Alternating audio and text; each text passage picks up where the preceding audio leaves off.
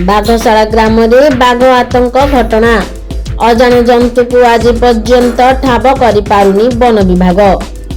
गत किछि दिन हेला गजपति जिला गोसाणी ब्लॉक अंतर्गत बाघशाला ग्रामांचल में बाघर आतंक खेली जाइछि।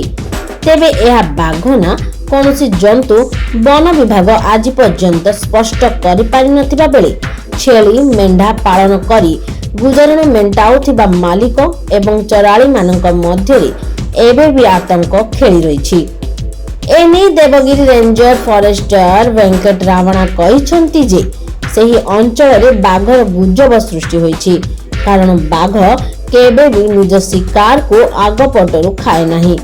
तेणु यह बाघ न होई अन्य कौनसी जंतु तथा बड़ प्रजातिर बिलुआ किंबा रामशियाल आदि होई थाई पारे बोली दृढ़तार सह कहिसंती।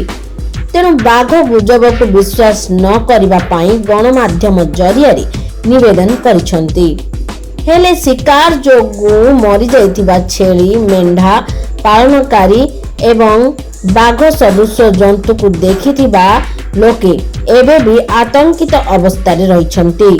दिन 2 दिन पूर्वे बाघ सदृश जंतु को लोके ठाब करथिले हे ए जाए वन विभाग खोजा खोजी न करी दिन गड़ाउछि।